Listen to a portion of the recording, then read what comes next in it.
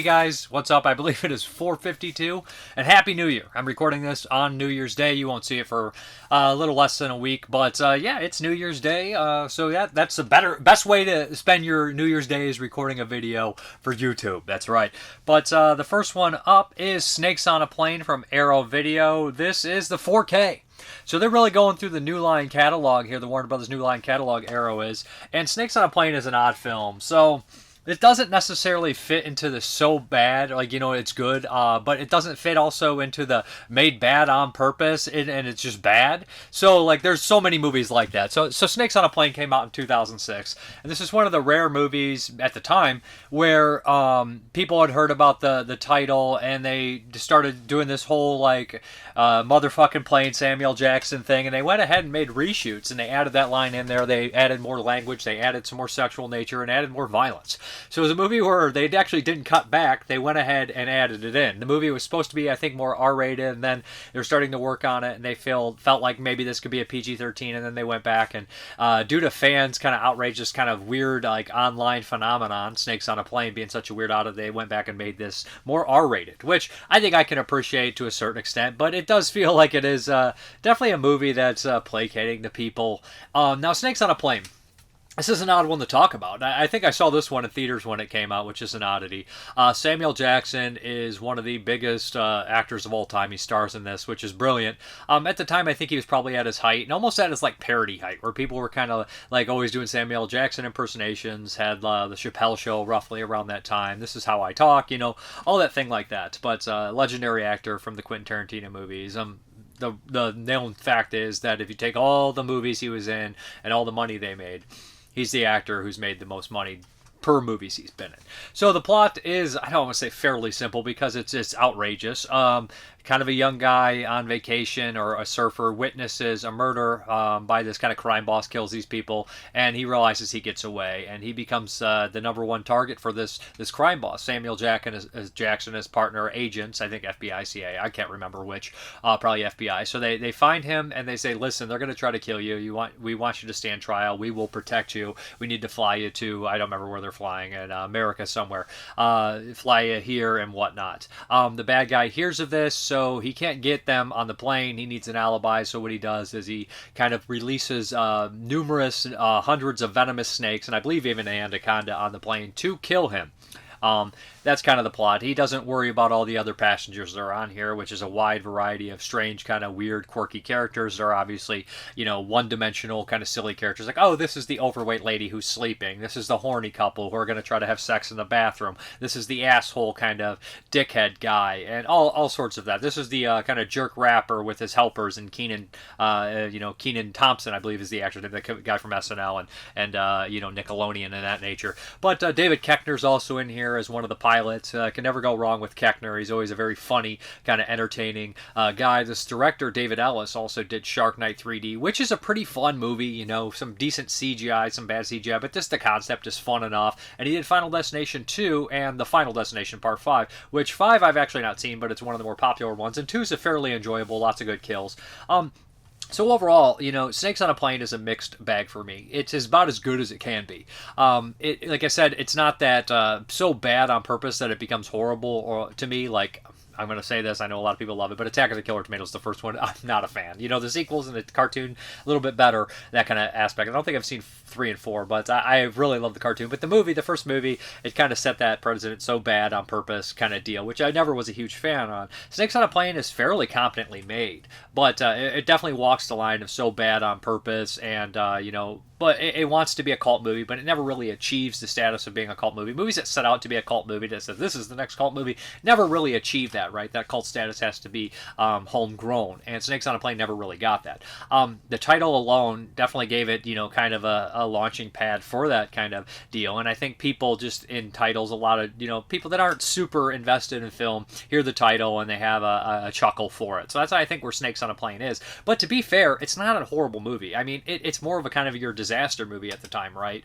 Where we have all these characters on this plane and these wide variety of characters, some of them recognizable actors, Lin Shaye's in there as well, being picked off by snakes and dying in ridiculous fashions, including, the plane kind of going down and whatnot. At the same time, we have the on-the-ground kind of storyline, which is very common with these things, the person in the air tower and the also the police procedural, them trying to figure out the guy who had the snake so they get the anti-venom. Overall, I think Snakes on a Plane is a fairly decent kind of, I guess it's probably mid-budget kind of movie here that I don't hate and I don't love. I like that they shot this, I think it's in Hawaii where they're vacationing or something like that. It's definitely one of those movies where like, where do you want to film this? Well, we want to film this somewhere great and fancy and fun so we can have a great time, like the Adam Sandler Netflix movies where they're just kind of like, we're just gonna, the studio's gonna pay for this, we're gonna have as much fun as, or at least have a nice exotic location. And the outside stuff looks pretty good. A lot of the new kind of movies like this would definitely be a lot of green screen and whatnot, and they wouldn't go to location. But this does seem to be shot in a lot of locations in the very beginning and stuff, and it looks pretty good. As far as the features are concerned, we have a lot of the archival stuff ported over. We have 5.1 mix, we have Dolby Vision, HDR10 compatible, brand new commentary by Max Every and Brian Reisman. And this is a good commentary. I was a little nervous when I put this commentary on. I didn't know if they were going to tackle this thing and do this whole breakdown in this highly intelligent way on Snakes on a Plane and be like, well, what they're saying here. And I was like, I don't really think this movie is that kind of movie. Or I didn't know if they were going to be like, this is so fucking stupid. And I was like, oh, geez. They kind of play it safe. I don't want to say safe. They play it the right way to play it. This commentary is the right way.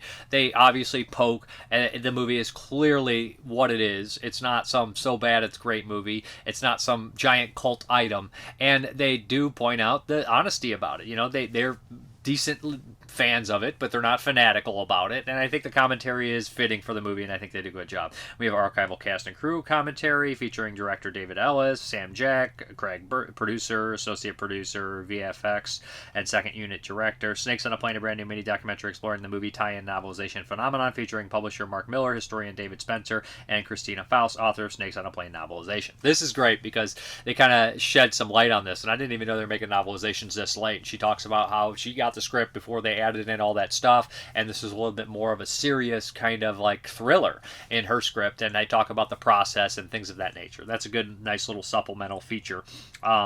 And then we also have Pure Venom, an archival featurette on the making of the film, featuring interviews with cast and crew. Meet the Reptiles, an archival featurette on work of the Snake Wrangler, Jules Sylvester, and various snakes featured in the film. In VFX, an archival featurette on the use of CGI to bring the snakes to life. Snakes on a Plane blog, an archival featurette on the online hype surrounding the movie prior to its release. Snakes on a Plane music video, making a music video, gag reel, trailer, and TV spots, image gallery, Easter eggs, South Pacific Airlines safety, instructional card, reversible sleeve, featuring 2 original artwork options, collector's booklet featuring new writings by Daniel Burnett and Charlie Brigden. Overall, I think Snakes on a Plane is alright. I never loved the movie. I never hated the movie. I felt like it was exactly what you expect it to be in terms of like rating. It's not a 1. It's not a 5. It's right down the middle. It's a decent kind of oddity movie that even the studio kind of caved in and made for the fans, but it just definitely feels like there's a lot of studio interference, and it doesn't feel completely genuine, but it doesn't feel like a big sloppy piece of crap either necessarily. The snakes are mostly CGI. The CGI is very dated. It's not great. But some of it is decent when they use practical effects. I think there was some in there. I remember some of the stuff looked pretty decent, and I think it's overall a decent kind of fun movie. A nice release of a movie, which I'm kind of shocked got this nice 4K from Arrow Video. But yeah, check it out if it sounds like it's up your alley. Snakes on a Plane, later kind of spoofed into a movie Snakes on a Train, which I never did watch, and Flight of the Living Dead with Kevin J. Conner, where there's zombies on a plane, which seems somehow more plausible than Snakes on a Plane, okay? There we go. Okay, the next one from Arrow Video here is Cheap Thrills, and this movie came out in 2013, and it was written by Trent Haga. That was kind of a big deal for any underground horror fans, because Trent Haga came from Troma, so he's in Citizen Tox, he's in a bunch of movies. He plays Killjoy in all the sequels after the first one. So, and he also was a writer, and he had written Dead Girl, which was kind of a cult phenomenon, real dark, nasty, gritty movie. And then he had also written stuff like this. This is the movie that he wrote, and they kind of took the the script and they made some adjustments and everything like that. And to be honest, this was one of my favorite movies that came out this year. This movie blew me away. It's a low budget film, but it's got phenomenal acting and it's got a phenomenal script, and that's kind of the heart of the film. It's got Ethan Embry, Pat Healy, David Koechner, and Sarah Paxton. Really, just four kind of main actors in the film, and it's dark and it says a lot about humanity, but it's also comedic because there's a lot of truth in it. And I know, listen to the commentaries and supplemental features. They were talking a lot about that, like, well, we have to convince people that they would do this. And this day and age, I think this one's aged like fine wine, because I'm saying like $250,000. What would I do for $250,000, especially if I was in these guys' situation? A lot of stuff I would not like to say what I do. The old joke, $20 $20. But seriously, the stuff that you would be capable of doing here. So the basic plot is Pat Healy is, he just had a young daughter. Him and his wife are about to be evicted from their apartment. They're not doing very well. He's a grease monkey, and he doesn't seem to be very good at his job. In the very beginning, his wife's like, hey, ask for that raise. But instead, he gets laid off. He ends up going to the bar, and he is going to have a couple drinks, and he runs into his old buddy, his childhood buddy. They used to play in punk bands and stuff like that, skateboard together, Ethan Embry. Ethan Embry is what I would call the definition of a chameleon actor. If you see him in Devil's Candy or the old kind of teen flicks he used to be, Ethan Embry is never the same character. He always does a really great job and kind of becomes these characters. He's also in Incident on a roadside, Incident on a Mountainside, the Don Coscarelli Masters of War. I think I'm saying that right. But so Ethan Embry is this kind of a little bit grizzled kind of, he collects money. He's what does they call that? Not a bookie, but he collects money for them, for bookies, you know what I mean? He just beats people to shit and everything like that. And he's very physical, and he kind of starts like in a like a loving kind of way, busting his chops in the bar. And he's like, well, you gotta have a drink. And they start to kind of brush up and everything like that, and start to talk about a lot of things. And Pat Healy is a great actor, underrated actor. He's in some bigger movies, but smaller roles in those big movies. But he's in of course The Innkeepers, and he pops up in tons of movies. He's always really a strong actor, and he's got a certain meekness about him, but also in this one there's an underlining desperateness, which I think he portrays wonderfully. So I'm dropping everything. I used to have cheap thrills on Blu-ray. I'm just kidding, but it's fine. David Koechner and Sarah Paxton are in this kind of this hole in the wall drinking establishment, and they kind of start a small conversation. Koechner is like a larger than life, big kind of braggadocious kind of fun character, as he plays perfectly. Of course, Champ from Anchorman. He's in Final Destination 5. He's in Snakes on a Plane, which we just mentioned, and he's in Dirty Work. It's the first time I ever noticed David Koechner, but he's just a incredibly funny, talented actor. Krampus, another good role from him. So. He calls them over and he says, hey, it's my wife's birthday. She's young, she's beautiful, and she wants us to hang out. And she seems completely disinterested, like this vapid kind of person, just in her phone the entire time. And it starts off innocent enough where he says, there you go, like kind of slap that girl's ass and I'll give you $20. And it starts to escalate. And they go to the strip joint, and violence starts to happen pretty quickly. And they get back to the house, and these guys are both incredibly desperate for money, and Koechner and Paxton kind of smell that, and it progresses and progresses, and it gets more darkly comedic, but also more twisted and insane. And it's just this dark look at humanity, and some people who are these things that you don't really think they're capable of, and other people maybe they're not capable of what you think they are. And in the commentaries and special features, they were talking a lot about they wanted, I don't remember if it was Pat Healy himself or the kind of the second writer who came in, and he was saying, well, what I wanted to do with Pat Healy's character was have him kind of not necessarily turn into this thing, but reveal who he actually was the whole time, that he never had this opportunity to show this side of himself, but once he does, he kind of just goes full throttle in it. And the ending is so twisted, and you could see that these rich people are just playing with their lives, and the only thing that they can, the only thing they don't have is this emotional drama that they're causing, this kind of really twisted kind of situation, and they're getting off on these situations. And Sarah Paxton actually is a really dark character, and you look at her a little bit more. At first you're like, oh, she's just not interested, but no, she is kind of the person, the puppet master pulling the strings, and I think she is a great performance. Koechner is absolutely fantastic. Pat Healy is absolutely fantastic, but I think that Ethan Embry steals the show. I think that he is a totally underrated actor, and there's a scene in this movie, and I always make the joke, the passion in their eyes joke, and this guy's eyes, his acting, the subtle acting in his eyes towards the end of the movie when you think he's going to do something, and then his eyes shift, and he realizes he's not going to do it. and he's just defeated, and he just seems depressed, and he's disgusted in himself, and all these things like that, and everything. It's just has all these magnitudes of acting within his eyes, and I believe him. The best kind of acting performances are when I take like a character, an actor, and he reminds me of a group of pieces of people I know. Like, this guy's real. This guy reminds me of my friend here, or this guy here, or that thing I heard there, or that story I read there. And Embry does that perfectly in this movie. Just a wonderful performance, and this movie only is driven by the script and the performances. I mean, the filmmaking's fine. They made it in a low budget very well, in a couple of locations, and they do really well with it. But I think the strong point is the acting and script. But it takes a great director to know how to film this, and editor to know what to keep in and what to film and stuff. I mean, they could have really fucked this up too if they didn't do a good job. But to me, it's just the acting really carries this movie. This movie doesn't work without this great acting or the great script. And it's well directed, and it takes a good director to know what to make. This director also did a movie a couple years back. It was a horror film, and it had Samara Weaving in it. It had a strange title. I can't think of what it's called. I'm sure somebody out there does. But it was kind of like a mostly silent horror movie, and that was pretty brutal horror film, and I remember being actually pretty good. It was definitely in the contender for my top movies of the year, but I think I didn't put it in there, but I did enjoy it. This one had a bunch of features in here. So it has, of course, a brand new commentary by film critic and author Alexander Heller Nicholas. Good commentary. She stands. This is probably a horror film. She really thinks so. And I'd like to think it's a horror film because it's a great movie, and I'll take any horror movie in that kind of list of great films as I can get. Audio commentary director E.L. Katz and actor Pat Healy. Good stuff. With Friends Like These, a newly filmed interview with director E.L. Katz and producer Travis Stevens. Travis Stevens produces a bunch of stuff. Money Talks, a newly filmed interview with actors Pat Healy, Ethan Embry, David Koechner, and Sarah Paxton. Love that. Love hearing what the actors' choices are. And they seem to really enjoy this movie. And Ethan Embry and Pat Healy did not get along at first. And there's definitely some method acting from Ethan Embry going on here. And then we have Double Down, a newly filmed interview with writers Trent Haga and David Rillo, hard name. Always gotta love Trent Haga. Ketchup, Cheese, and Fake Blood, a newly filmed interview with special effects makeup artist Hugo Villaseñor. Vital Heat, the making of Cheap Thrills. And then we have Cheap Thrills at Fantastic Fest 2013. Trailer, Cheap shots at gallery of photos of Sarah Paxton's taken by Sarah Paxton's character Violet as seen in the film on set production. Photos, reversible sleeve featuring original newly commissioned artwork by Sister Hyde. Double-sided fold-out poster featuring original newly commissioned artwork by Sister Hyde. Collector's booklet featuring new writings on the film by Heather Rixton and Matt Donato. So, I do want to briefly, what was I going to mention? The second writer came in, and Trent Haga had it more of a serious film, and I think the second writer kind of spiced it up with more darkly comedic elements.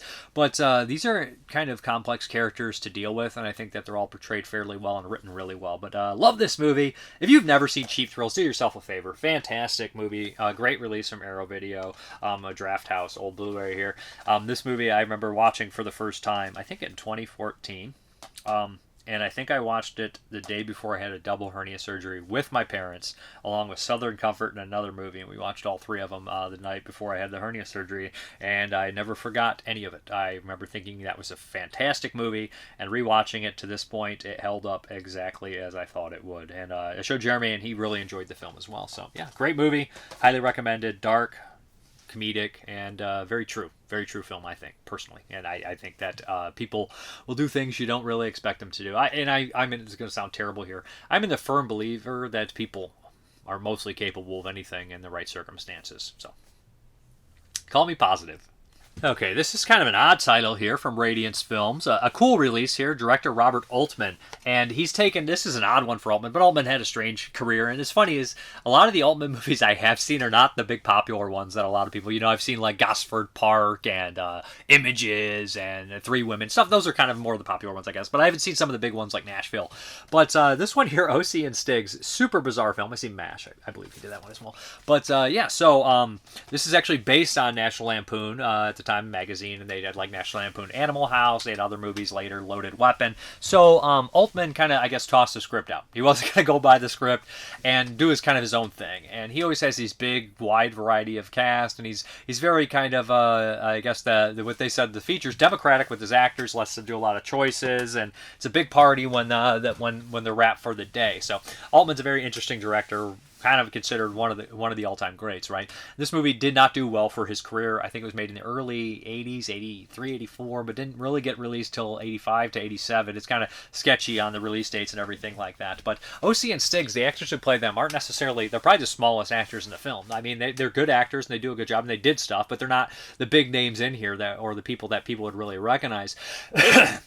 So this is definitely in the 80s kind of, I guess you would call it kind of, I wouldn't call it a sex comedy, but it does have those elements, of course, and those weird kind of variety things. And, they were thinking that National Lampoon probably wanted like a Porky's or something along those lines, and Altman wasn't going to give him that. He was going to give him this oddball, weird-ass movie full of zany, bizarre characters that almost seem like just directionless. It's completely absurd. The movie's completely absurd. It doesn't really feel like it takes place in the real world, but there's definitely some comments about the real world within it, if you make sense with that. So OC and Stiggs are these guys that hate this family called the Schwabs that sell insurance, and they hate them because I can't remember which one. I think it's OC is gonna have to move away because he lives with his grandfather and Ray Walston, and they denied an insurance claim, and he's gotta go away, and they can't get a live-in nurse, so he's gotta leave for his senior year and go to some dump in Arkansas or someplace with one of his uncles or that nature. So they hate the Schwabs. The Schwabs consist of Paul Dooley, great actor here. He's the father,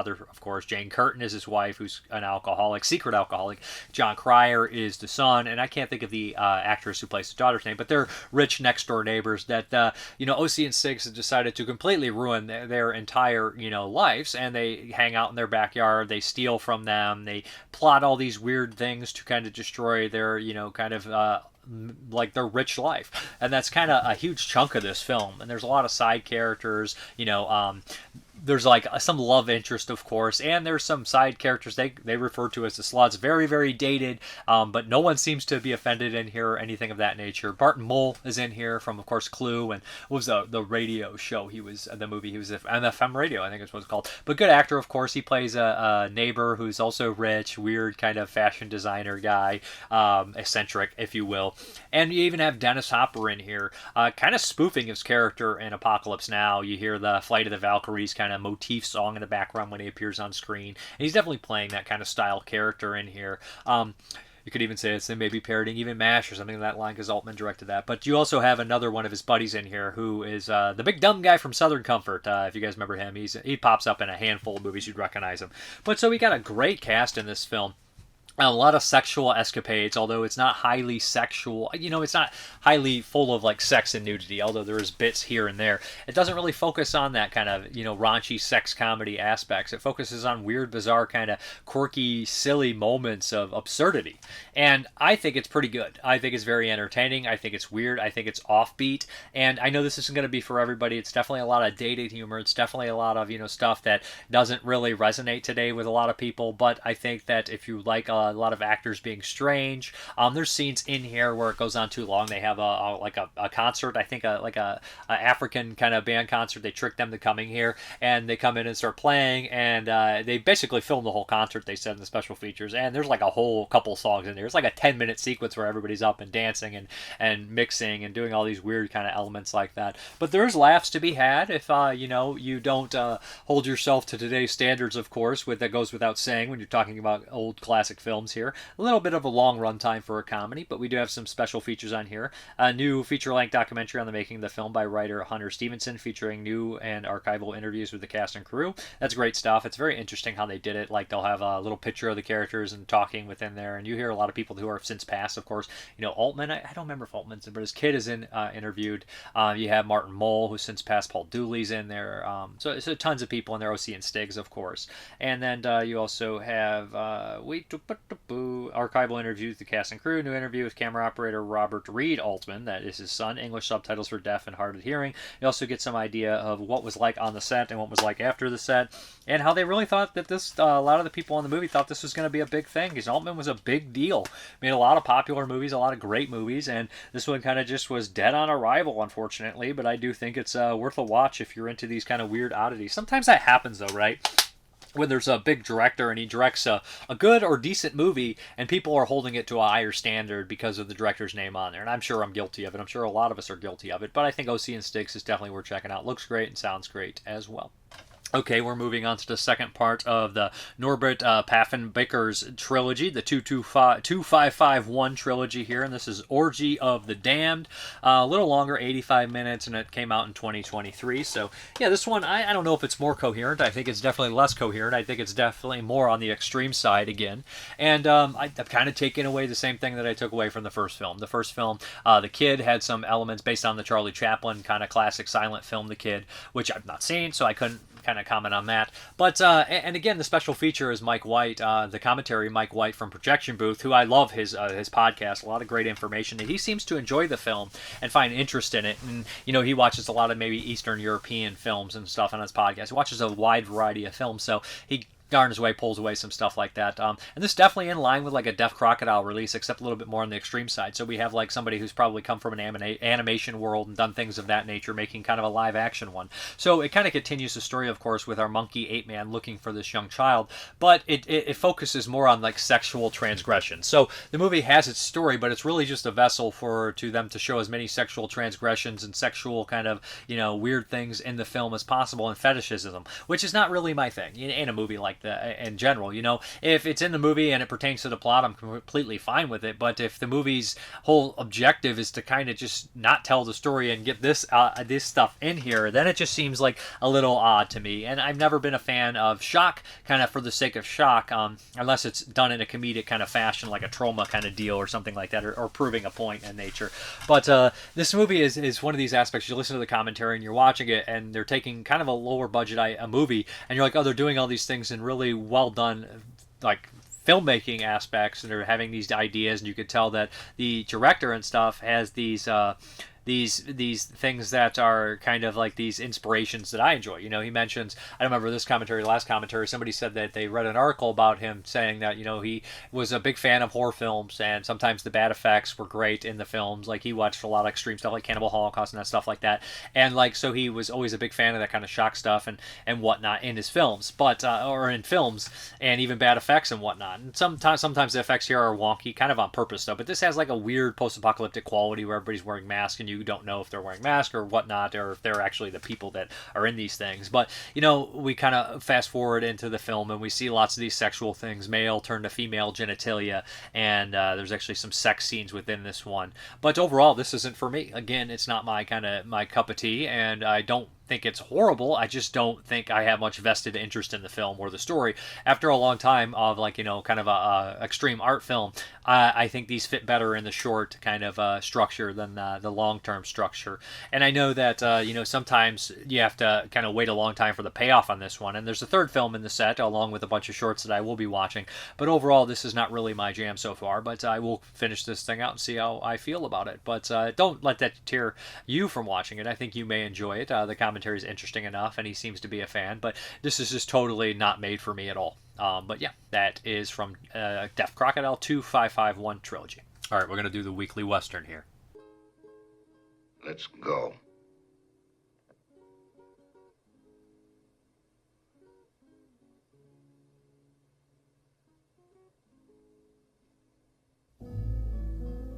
Why not?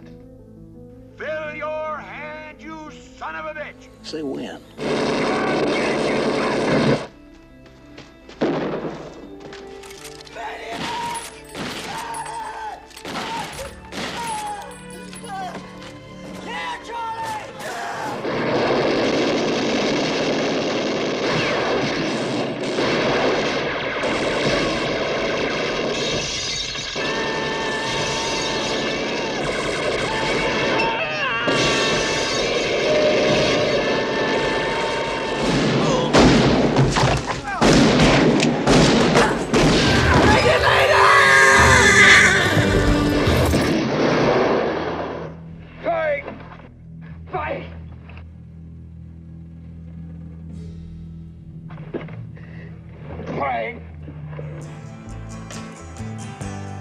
Feel I'm knocking up on heaven's door. Knock, knock, knocking on heaven's door. Hey, kitty, you bastard! It's you and I!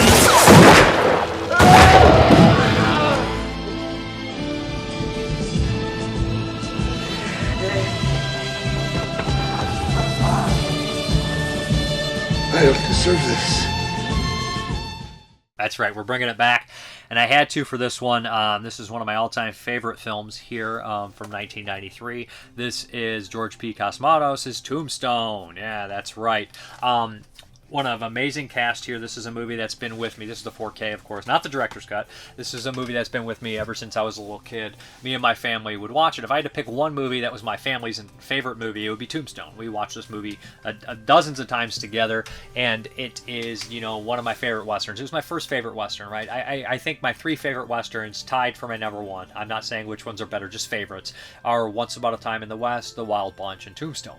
And I think that Tombstone was my first love for the western, you know, and it has such an amazing cast, from Kurt Russell as Wyatt Earp, Doc Holliday as Val Kilmer, Bill Paxton is Morgan Earp, and Sam Elliott is Virgil Earp. That's just a great murderer's row right there. A lot of great acting and whatnot. And then we have kind of the other side of the coin, the Cowboys, and Powers Booth is Curly Bill, Michael Biehn is Johnny Ringo, and one of his best intense performances. Curly Bill's also fantastic. Stephen Lang is Ike Clanton. Just so many good actors that pop up in this movie, and that's just kind of touching the tip of it. You also have Billy Zane, Jason Priestley, John Corbett, John Philbin, the guy who played the villain in Dust Devil is one of the McLaury brothers, Frank McLaury. You have Thomas Hayden Church, Charlton Heston, Michael Rooker. The list goes on and on. Billy Bob Thornton, Frank Stallone. The cast is amazing in here, and I didn't even mention any of the female actresses in here. The one who plays Josephine Marcus is in tons of movies, great actress as well.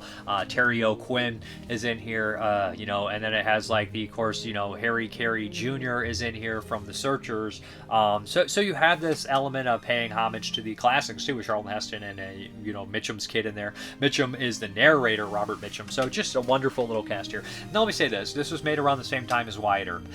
Tombstone is a western, right? You print the legend, you tell the story, you're an entertaining film. That's what you're doing here. It's a true western film.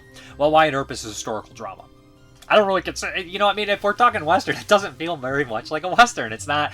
It's very much a historical drama, and I don't think it's it doesn't have the panache that a lot of the actual westerns have. I follow my rules by Man Who Shot Liberty Valance. Print the legend. Not the story, you print the legend. And that's kind of what the Tombstone film is about. Wonderful score in here, and there's wonderful shots in here that are obviously inspired from classic westerns. You see the big wide shot with the stagecoaches going across. You got to think like that classic John Ford kind of style, widescreen western here. And there's some special features on here where you got like interviews with Wyatt Earp.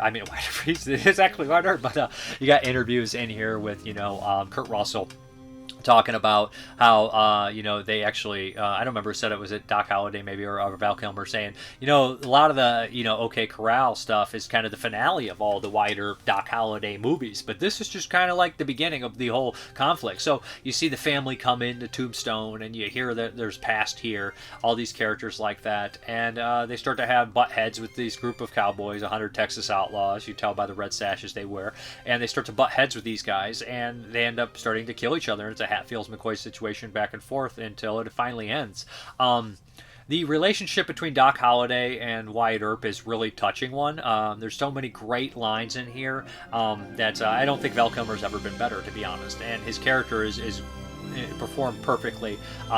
And so much so he's quoted to this very day, inaccurately a lot of the times, because he's got that weird kind of thick, like southern accent, aristocratic, intelligent accent here, which he supposedly was a smart guy, educated man.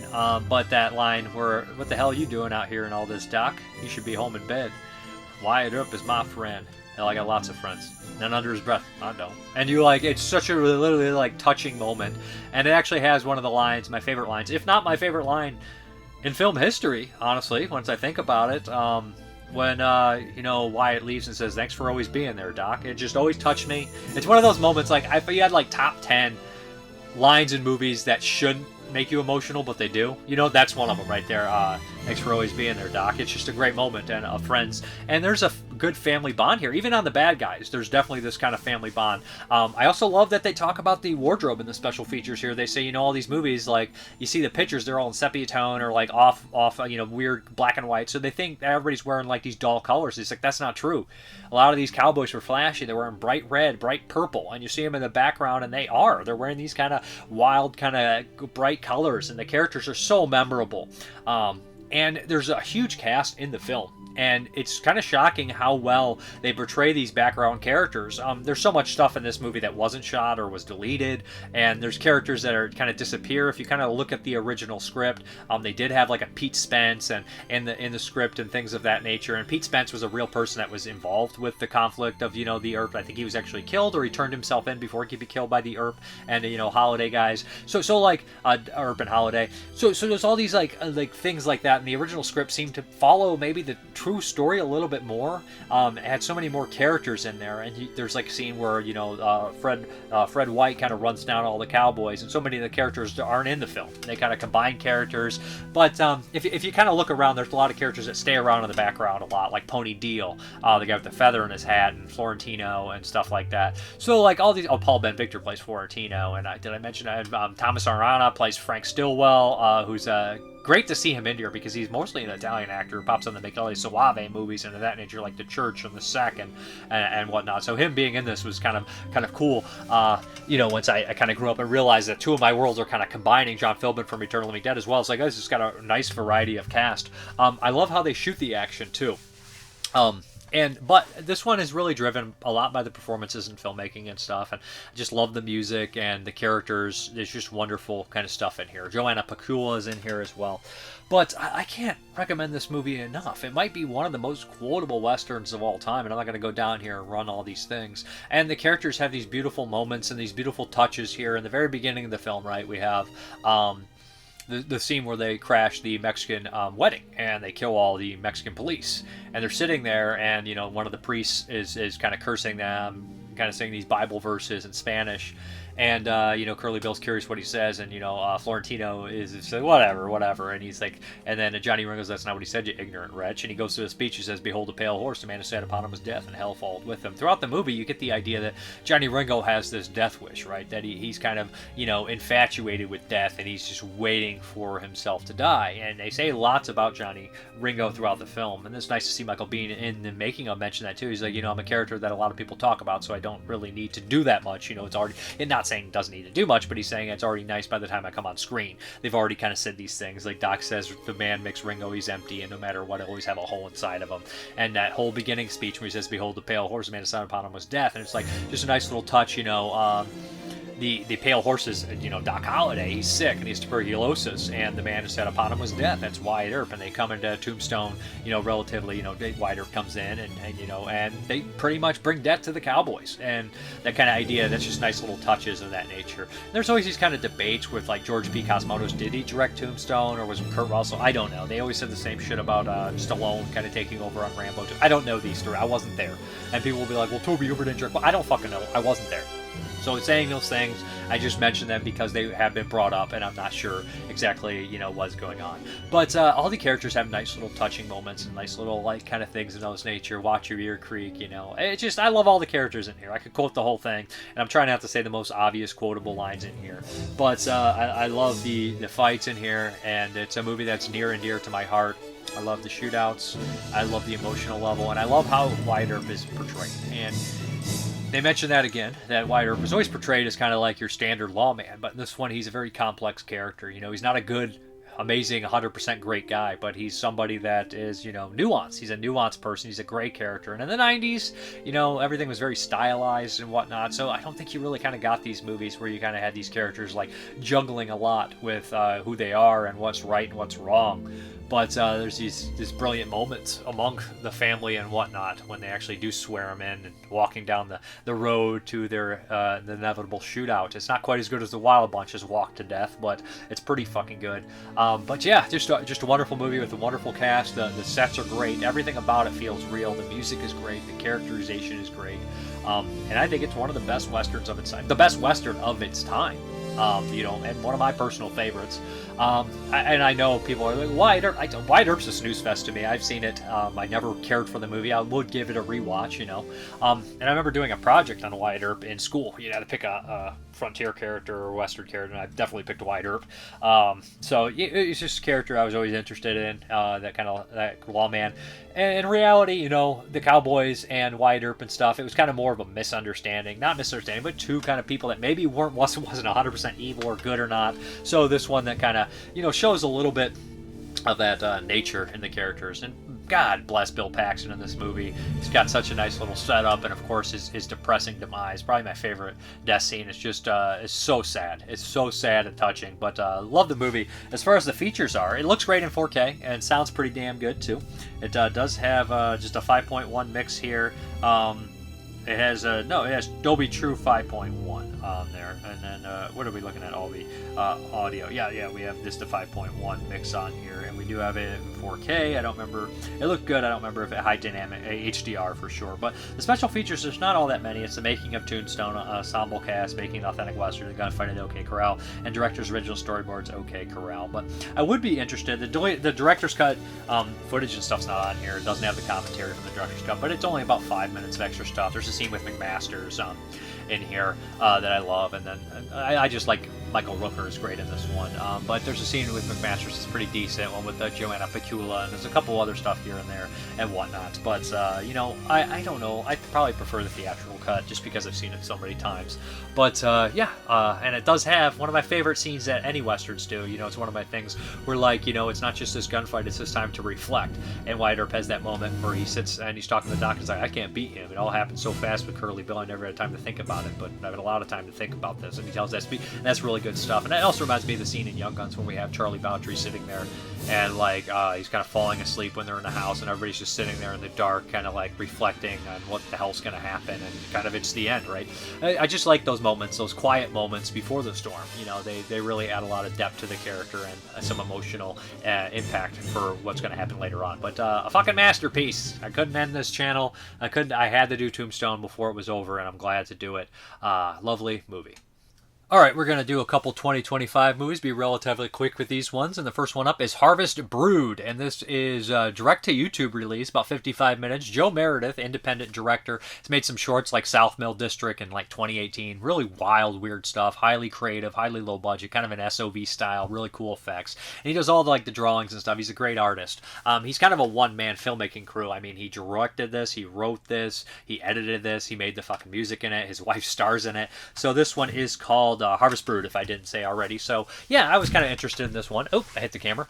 But this one, it has a great story structure that I'm always invested in. If you want to kind of get me invested, make it kind of like a faux documentary kind of feel in here, we kind of open up and we have these people talking about this whole kind of urban legend here, and I'm like, oh, they're just creating this nice urban legend. And where was it? Down south somewhere. I can't remember 100%.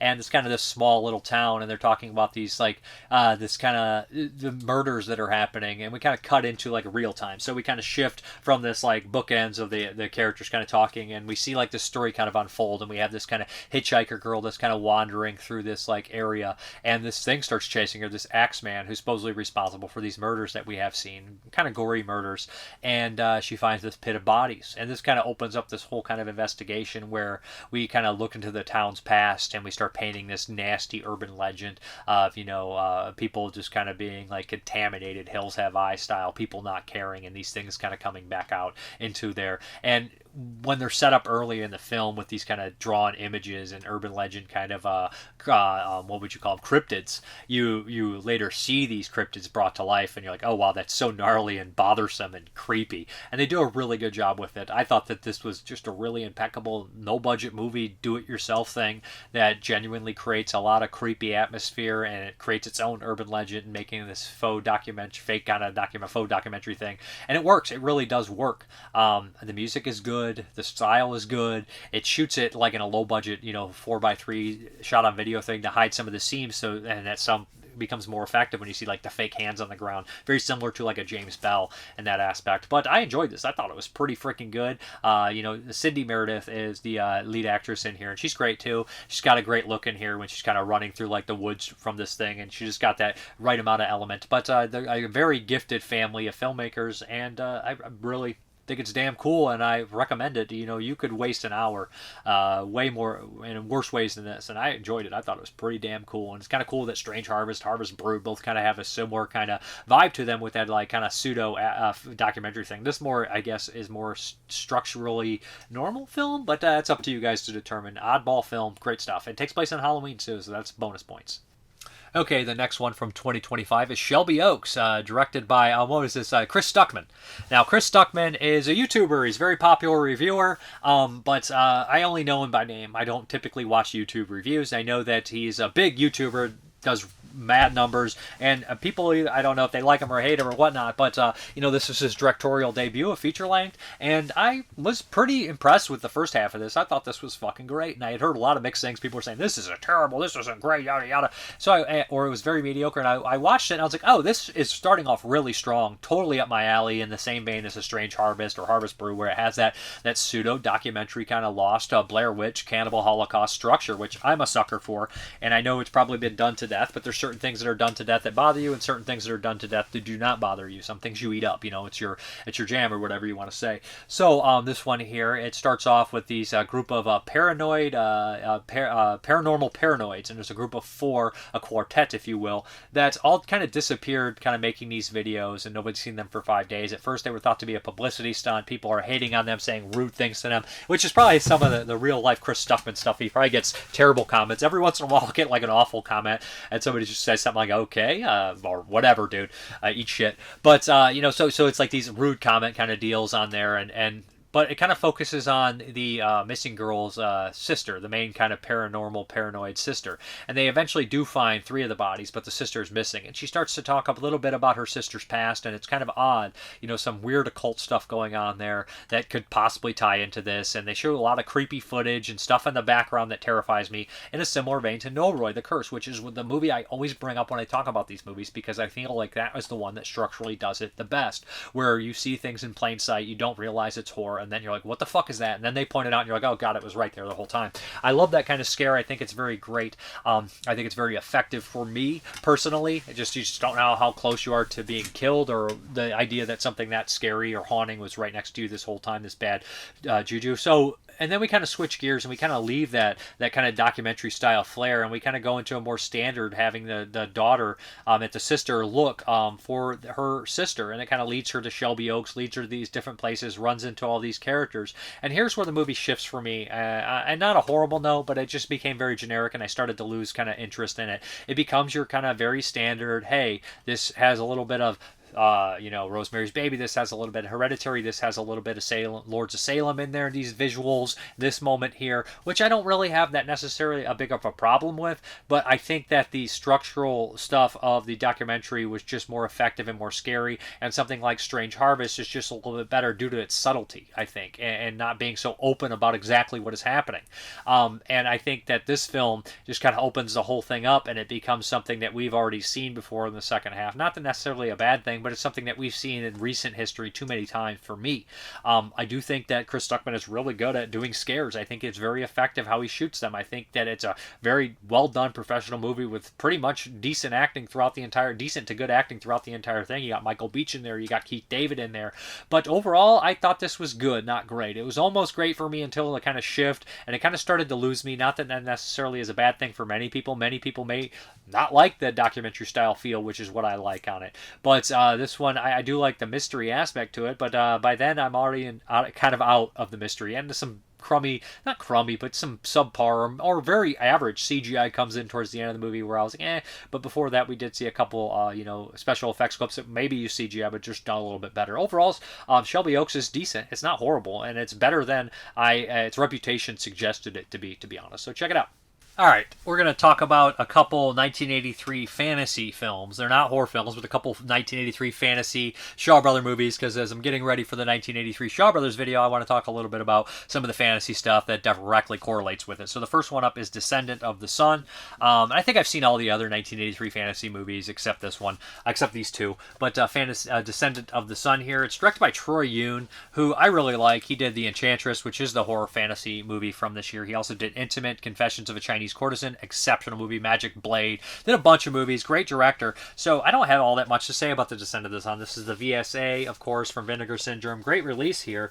But this one, it's not a horrible movie, but it's I know a lot of people love the kind of Shaw Brothers fantasy stuff, and I do too, like Buddha's Palm or Boxer's Home, and some crazy shit. And I think that there's better movies than this one. I know that's kind of wild to say, and I think there's better ones that show its kind of funness, but this is an odd one. So we kind of like in this kind of heavenly area, and this guy says, well, I let this demon live, and I'm responsible for it, so we have to stop my training, and I'm going to send myself down as this kind of, or a descendant, kind of like a Jesus Christ story here, and send myself down as this baby that has these special powers to defend the people and stop this demon. So he sends himself down as this little baby that ends up being found by this carpenter, and he saves the carpenter one day with a mass amount of strength, which is shocking to the carpenter. And we realize that this young boy is mighty powerful, and has all these special powers, and he's just genuinely special. So as he progresses life, he ends up, sticking up for his father and mother, and going to the castle and in their place to help build these things. And he realizes that, these kind of people are awful, and they're going to kill all the carpenters and whatnot. He's not going to stand for that. So he has these magic powers.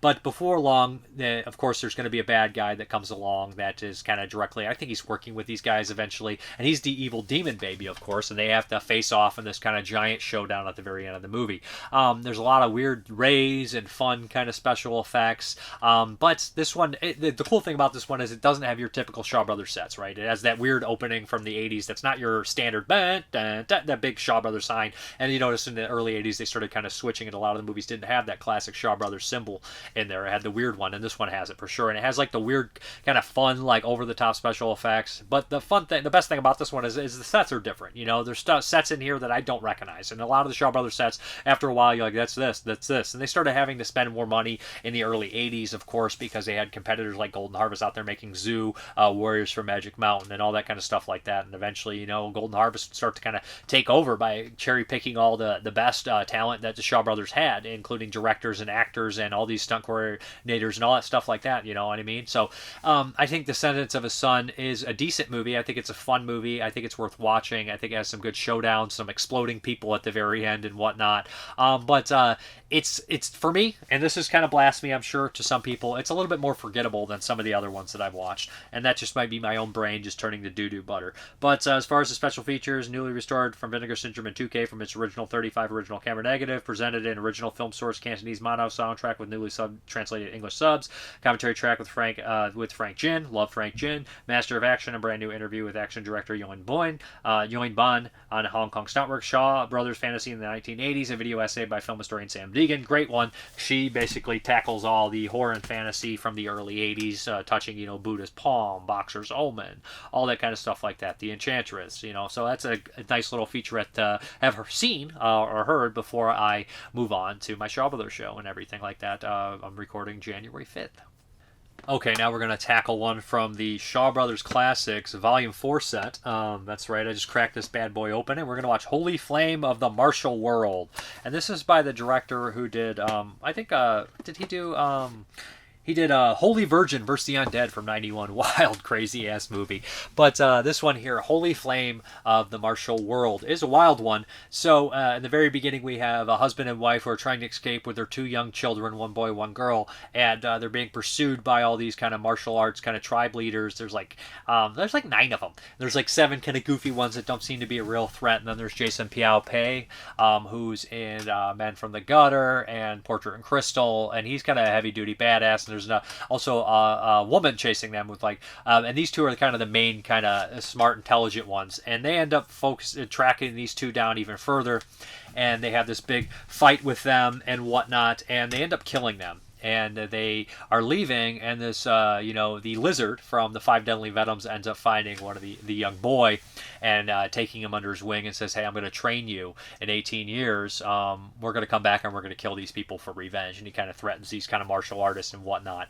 But unknowingly, the female also found the female child and takes her and is like, I'm going to raise her. To kind of defeat the young boy, and it is non-knowingly to the kids, they're going to pit these children against each other. But the lizard from 5 Deadly Venoms has this crazy power called the ghostly laugh, where he just laughs hysterically and people's ears bleed. It's really weird. So this one is fucking bonkers. So it kind of boil it down, we have like 3 masters, 2 of them evil, and they each have like somebody learning under them. Of course, we have the 2 kids, and then we have another one kind of that's separated here. So that's kind of what's going on here, and everybody's everybody wants the holy flame sword. Everybody's after this holy flame, but the secret is there's two of them, one male, one female. So of course, you know, the brother and sister are supposed to have this and whatnot. And of course, they're pitted against each other, and there's fights that ensue amongst them, and people that are, you know, killed. And there's this really insane moment where the 7 kind of idiot kind of characters end up showing up, looking for that holy flame sword, which is just fucking nuts for this movie, because the movie has, I don't want to say it's lighthearted. People do die, but it's not quite as violent as some of the other Shaw Brother movies of this time, especially like you get into like some of the nastier ones, like Portrait in Crystal will kill people and stuff like that. So this one is a little bit more lighthearted or something along those lines, not quite as Buddha's Palm lighthearted or something, maybe like in the vein of Bastard Swordsman or something, which I think did this director do Bastard Swordsman? I think it's very similar to this. Yeah, I think they did do Bastard Swordsman, so that's why. But very similar in that vein from 77. So what happens is, like, these characters just get murked in the most twisted way. But it also fits that story, like, where characters don't have any powers and then they can get the most ridiculous powers, like somebody gets a laser finger. But it ends up coming down to exactly as you expect, a giant showdown, but everything's in the right place. It's not a tragedy. It's just a classic kind of fun revenge story that has a relatively fun, happy ending. I enjoyed the Holy Flame of the Martial World. I think it's one of the more fun fantasy ones that's, you know, has its moments of violence, but it's a little bit more lighthearted than some of the other ones. As far as the special features are concerned, we have a new commentary with James Munge, good commentary on the Hong Kong film critic at Eastern Kicks, and we have new Fire and Slice interview with veteran Shaw actor Chi Ki, original trailer and whatnot. But I would recommend this one. It's a lot of fun and has a good cast in there. I have not watched The Opium and The Kung Fu Master yet, but I'm sure I'll get through all these eventually in time. But those are the two fantasy Shaw Brother movies I still had to watch from the early 80s. All right, let's get into those 1983 movies. I have returned.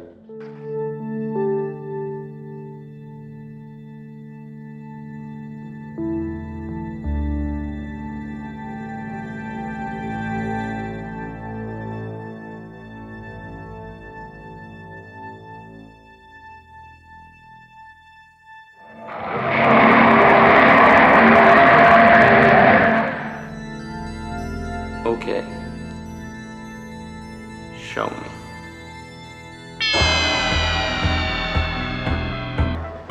Where is the music now? The sound of laughter.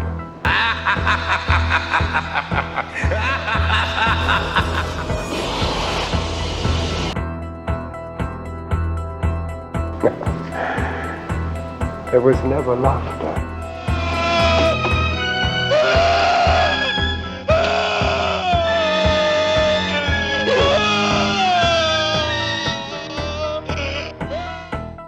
Like What's what like?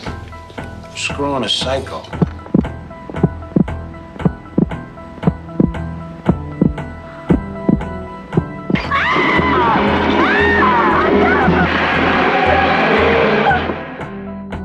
What the fuck was that?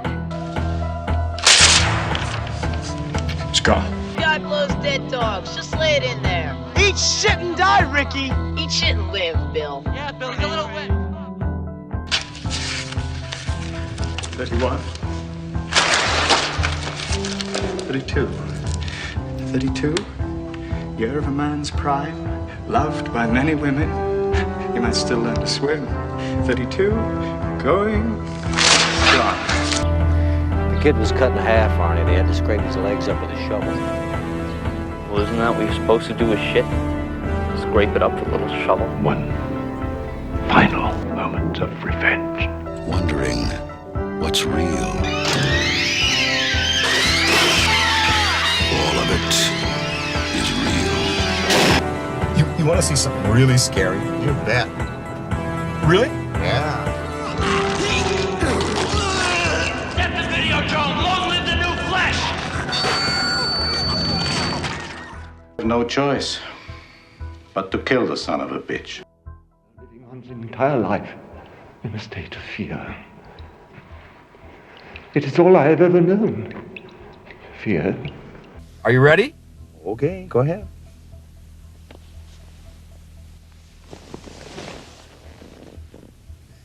What are you doing?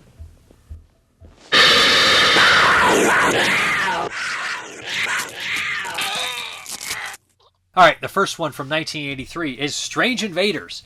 And this is the follow-up to the 1981 movie. Michael Laughlin, I think, or Laughlin, did these movies. He did Strange Behavior in 81, which is New Zealand, Australia, kind of like, co-production deal. Fun, cool movie, really cool mad scientist kind of horror flick.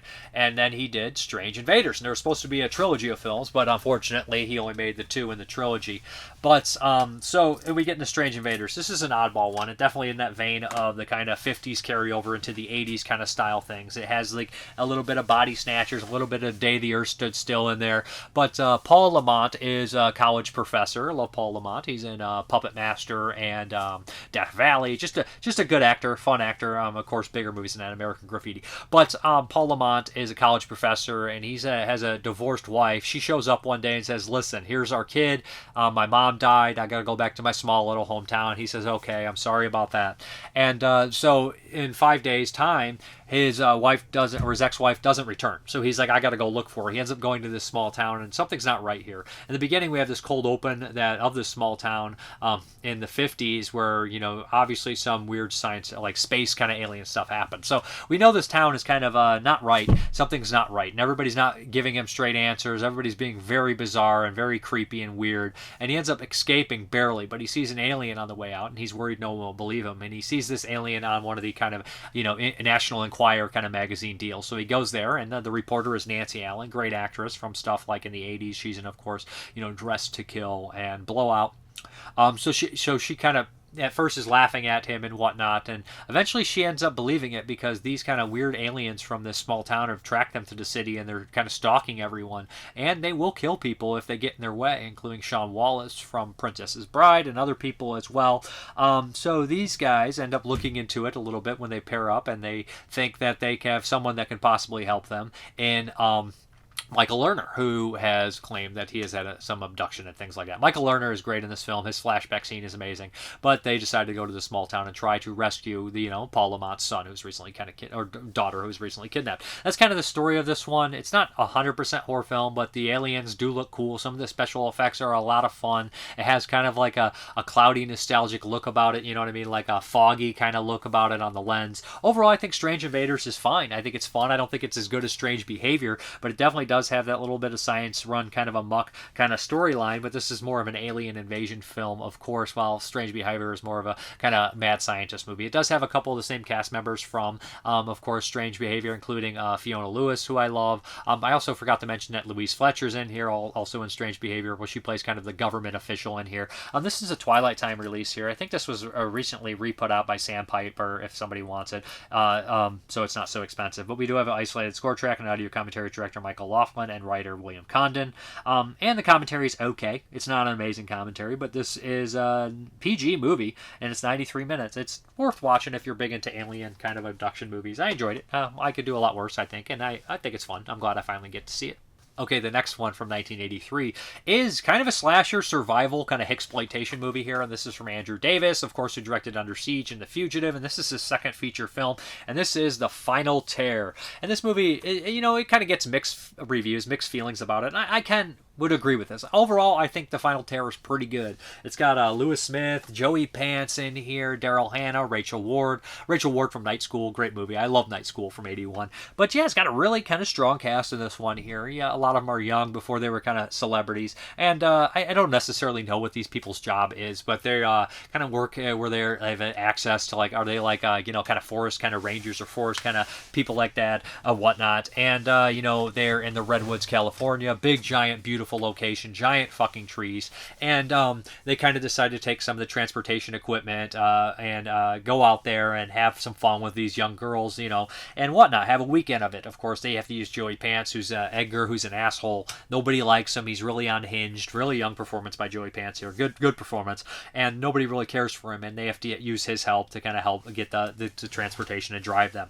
So they go out here and they tell this kind of classic, around the campfire story, which is used in 1981 81 a million fucking times. It's in the Burning, Friday the 13th Part 2, Madman. Even Hell Night has the story, but it's not around a campfire where they're kind of telling the exposition. And The Final Tear has the same damn thing happening here, where they're telling this kind of story of yada yada yada, what had possibly happened out here. And the opening of the film has a cold open of 2 murders, which were definitely reshoots later because the movie kind of was a little bit slow to get to the kind of excitement and whatnot. So as we progress here, things start to happen. A guy kind of disappears. A lot of the characters are complete assholes. Zorbridge, the guy who plays Zorbridge, he's a good performance, but his character is an absolute piece of shit. So I'm definitely glad at what happened at the end. It's not a high body count movie, and the main kind of star of the movie is really the suspense and the location. The location is gorgeous. It's shot really well.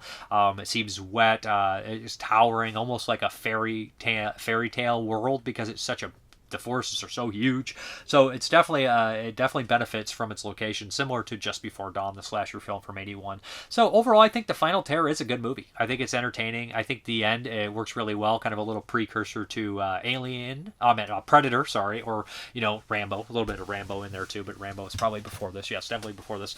When did Rambo come out? In the late '70s, right? But yeah, so it has that kind of element here. Overall, I think it's good. I think the ending packs a punch. I think the acting's fairly solid. The characters are, I like most of them. They're not like super well thought out, but they're not completely phony characters either. Zorbridge is such a piece of shit. Like, just gets on my fucking nerves, but in a good way, because I think that's a good way to portray a character. But yeah, I think that Joey Pants kind of steals the show. Nice seeing Lewis Smith here from, of course, Southern Comfort. But as far as the special features, interview with actors Adrian Zamed and Lewis Smith, post-production supervisor Alan Hauswirth, and composer Susan Justin. And I think Alan Hausman is actually the director of Forbidden World, the one from Corman, which makes sense because Andrew Davis came from the Corman School. Is it Forbidden World? It's not fantastic. It's Forbidden World, yeah, the wacky 1982 one, and with the great music and everything. And we have a commentary by director Andrew Davis, which is a decent commentary. Overall, not a bad movie if you like slashers, but think of it more as a survivalist film, more of a exploitation kind of movie in the vein of Rituals or Hunter's Blood, more like Deliverance, kind of slower aspect, but it does have its horror moments as well. I would call it a horror film. Okay, the next one is a real odd film from France called The Demon is on the Island, and this was actually directed by the guy who did Emmanuelle 4 and 7 and a bunch of these other kind of direct-to-video Emmanuelles, not the Black Emmanuelle movies, that's the Joe D'Amato movies. We're talking about the original Emmanuelle series, which I'm not too familiar with. I know of them, but they never interested me very much. I was more interested in the Laura Gemser movies because I'm a sleazebag. But so anyways, yeah. So this one here, The Demon is on the Island, is an odd film, man. This is a weird one. So reading the description, you're like, okay, a bunch of appliances and things start attacking people. What is this, Maximum Overdrive before it on the island? I don't know what the hell's going on. So we have this doctor who's a new doctor on the island. She's supposed to come here and help people. She's had some traumatic experience back on the mainland where she just kind of wants to get away from where she was and everything like that, and just start over here. But what confuses her when she gets there, the island already has a doctor who's been there for 8 years, and she's like, well, why don't you guys go to him? Why am I here? And everybody seems to not like this guy. They don't trust him. And he seems to be some sort of almost satanic, devilish kind of character, even looks like it. And she starts to help people, and almost right away, nothing's right. Accidents start to happen. The coffee maker blows up in somebody's face, and this woman continues to work and collapses. And then the accidents get more and more ridiculous until where they're gory, where somebody gets their eye poked out. And at that point, we're waiting for the accidents, and they really play with them at one point where there's these 3 possible things that could happen. You have 3 characters doing all these things, and you're like, what is it going to be? And it's really done well with the anticipation and the suspense in that moment. I think that's probably the strongest moment in the movie. I do like the lead actress. I like her character. I like the actress. Well, she gets obsessed with figuring out what the hell is going on, and she ends up putting these 2 to 2 together. I don't fucking know how. It's really wild. She ends up getting into the other doctor's medical records. She starts to figure out all this shit, which is one of the weirdest reveals at the end. You're like, well, I don't know why we're here. I don't necessarily know how we got here, and I can't believe it's this. Is it more realistic than Maximum Overdrive? Who knows? I don't know.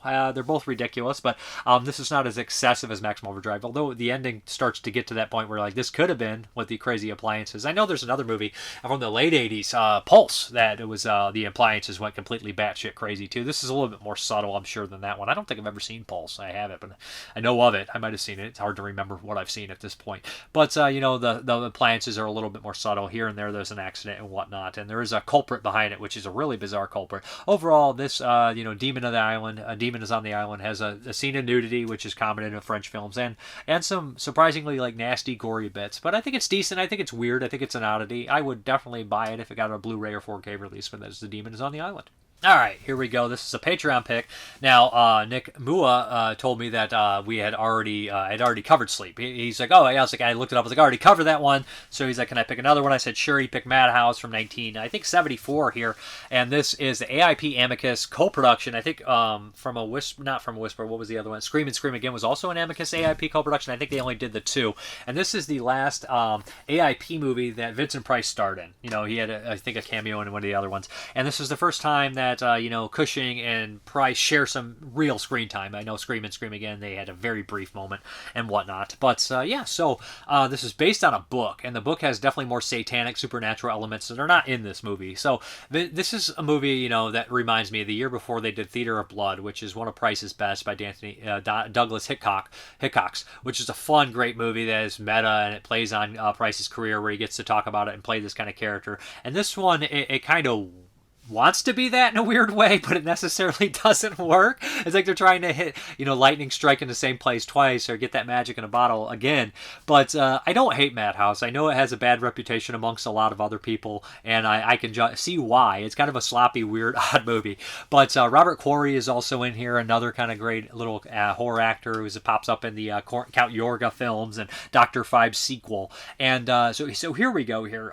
Vincent Price is this kind of famous actor, horror actor who plays Dr. Death, who's in a series of these movies. Peter Cushing was an actor, and he wrote the Dr. Death movies, became like a famous writer. So these guys are old friends. And in the very beginning, he's kind of celebrating a marriage. Vincent Price just got married, and Robert Quarry comes up to him and says, "Oh, I knew your wife. I used to shoot her in other movies. I know her very well." And this upsets Vincent Price, of course. He realizes his wife is in porno films, and this upsets him.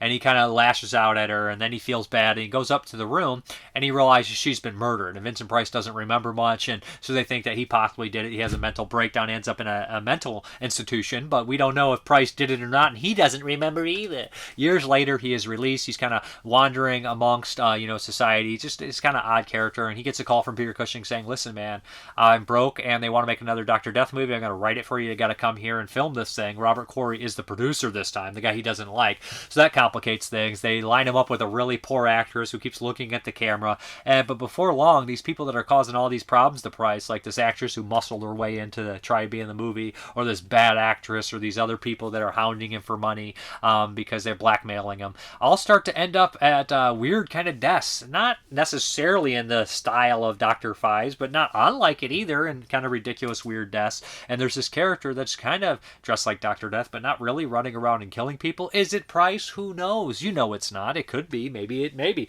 But that's kind of the story here. At the same time, there's an old actress he used to work with that's married to Cushing now and living in his basement with her spiders. I don't fucking know. It seems really weird and odd. Her performance is fun and odd and weird and quirky. The whole movie is just odd.